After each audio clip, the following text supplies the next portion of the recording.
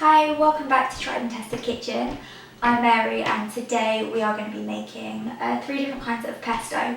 So we're making them all with pasta dishes and they all use different kinds of veg, different kind of nuts.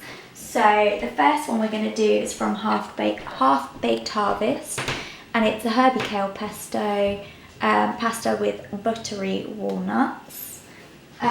Then from the book Jamie's Veg, we're doing his summer tagliatelle.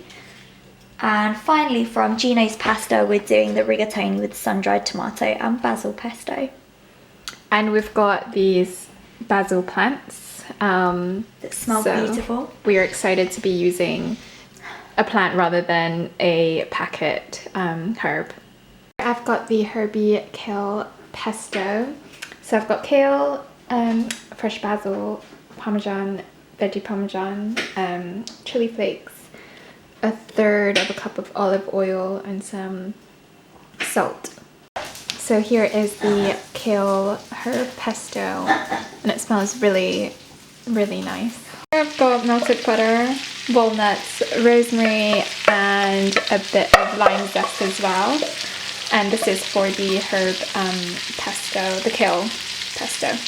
I have just garlic in here, and because we made 6 portions and we're only having like half a portion, I'm just gonna split this out. So I'm gonna put pasta in here.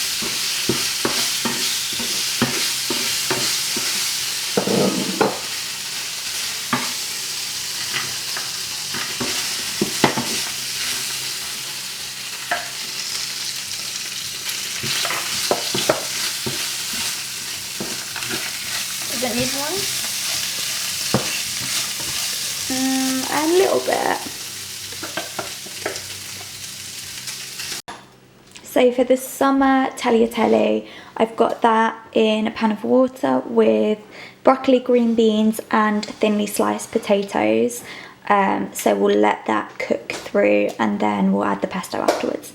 I'm about to blend the pesto. The actual recipe says to do it with a pestle and mortar. We don't have one, and also I kind of think a food processor is a bit more efficient anyway. So this is the pesto mix with fresh basil leaves, parmesan, almonds, olive oil, garlic and lemon juice. Here we have the pesto for the rigatoni. So it was literally just basil leaves and sun-dried tomatoes in the food processor.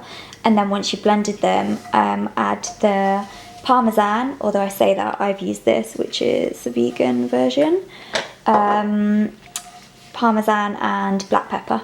Sun-dried tomato, pesto, pasta, mixed it all together. Now it says to cover this with cling film and let it rest for 15 minutes, stirring every 5 minutes, but it's like 9 PM. We've got work tomorrow and we're hungry, so we're not going to do that. Here is our final product. We've got Jamie Oliver summer veg pesto with potato, broccoli and green beans, and then this is sun-dried tomato. Which book is this from again? Gino's pasta. And then we have got the kale and herb pesto with some mozzarella on top. So they kind of look quite nice together. They do. Which one are you most excited about, Mary? Maybe the kale one, just because it smelled amazing when you were cooking it. Yeah. What about you? The kale one or Jamie Oliver's pesto. I love potatoes, and just like the sight of potatoes really excites me, and broccoli as well. Potatoes in pasta, such a weird It concept. is weird because it's like carbs and carbs. Yeah. Which normally I'm a huge fan of. Like I'll happily go to Nando's and have like popo chips and spicy rice, but just potato and pasta. Yeah. Anyway, I know what do you want to start with? Should we start with sun-dried tomato? Yes.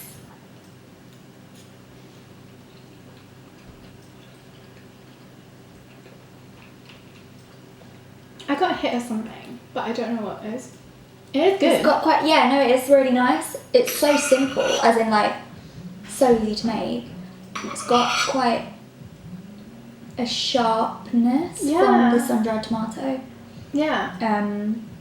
Is there lemon in that? That's what I was just trying to think. Like, I'm sure there must be, based on the taste. Yeah, your lemon juice. What did you use it for?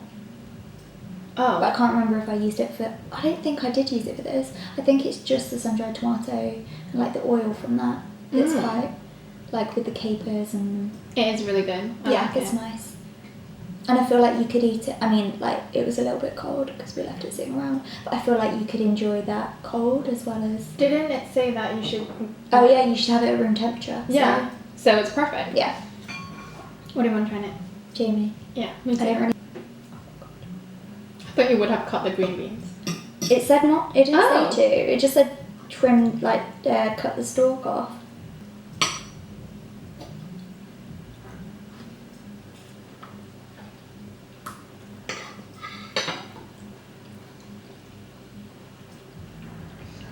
It's not massive on flavour, but it's not, like, it feels quite light.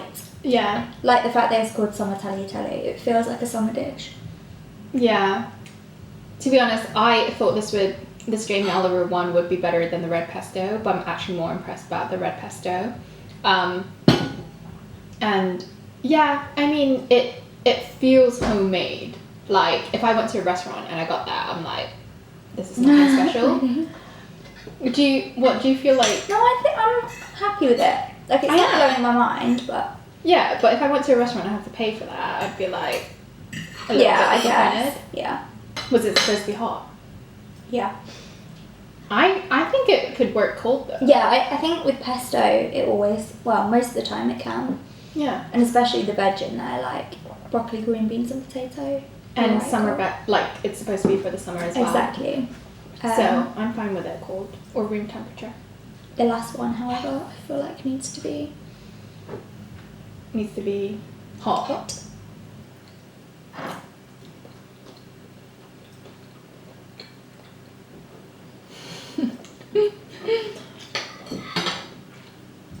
When I had it with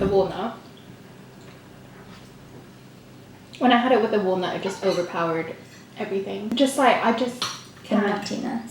Yeah, I just can't taste anything other than walnut. I've lost the buttery, like that amazing Yeah. butter smell when we were cooking it. Just isn't there. I don't think And I can also even the taste the fact- pesto. Because it's kale, isn't it? Yeah, but It's I've got just- Oh, is that basil? basil. Oh, like yeah, I loads of taste- it. Can't taste the basil. I prefer the other two, which we've surprised ourselves. It's like reverse order. Like it got worse and worse for me. Like this is the best. Whoops. This is the best. Second and third. I would like happily eat a plate of all three of them, but yeah, like I'm not gonna write down a note of the recipe to make again for that last one. Yeah. I literally can't taste anything, even when I have the pasta by itself. Yeah, it's just nutty, isn't it? Yeah.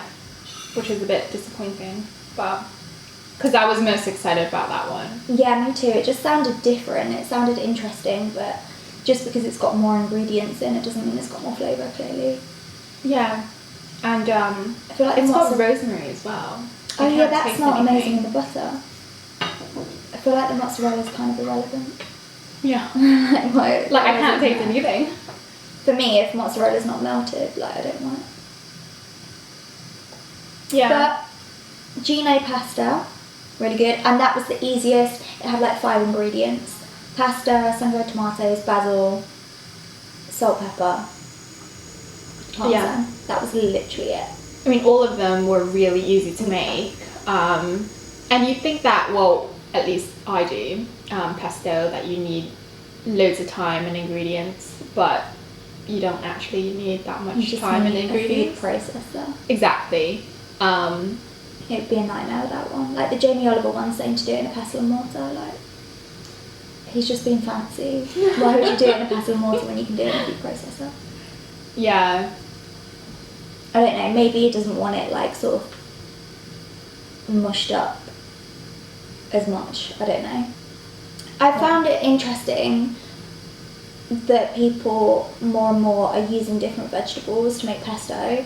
I feel like the kale one is just a prime example of if that vegetable does not taste of anything, what's the point in Yeah. using it in a pesto? Like sun-dried tomatoes have a strong flavour. I know people do like rocket pestos, and rocket's kind of peppery, so I'm intrigued as to whether that would have a flavour. But I feel like, you know, we saw recipes with broccoli pesto. Broccoli pesto isn't gonna, it's just gonna taste of basil or nothing, because what is the point of putting something flavourless in a pesto? I don't know. Yeah. I just remembered there's lime juice as well in that. Oh, is there? Yeah. And when I put it in the pan with the pasta and the pesto, I put quite a lot in. It smelled amazing in the pan. Yeah. I don't know where I it's all was so gone. disappointed.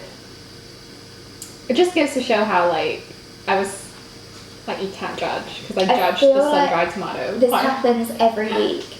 Like, the stuff we expect to be really good isn't as good, and then the stuff that's the underdog turns out actually quite decent. Definitely give the sun-dried tomato pesto a go. Jamie Oliver one, I would have a go, but I wouldn't recommend you making it twice. Just make it once. Does it all? I like it. Yeah, I do. It's just not, like, compared to this, like, maybe if I had it on my own, I'd be like, yeah, this is good. We always have higher expectations when we're cooking these, as opposed to when we're doing our own dinners, don't we? Yeah, because this is, like, more special to us. Yeah. We don't want to say that something's amazing if we're not actually wowed by it. But clearly, from watching our videos back, it doesn't matter what we say, because you can tell by our facial expressions that as soon as we eat something, we both just sit there in silence for a few minutes, like... Yeah, we're not going to be fake and be like, yes, this is so good. I mean, these are not our recipes anyway, so...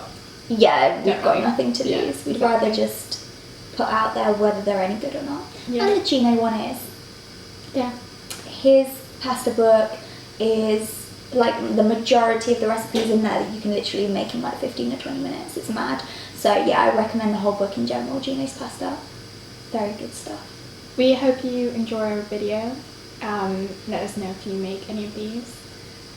Don't make the walnut one. The kale and the walnut one.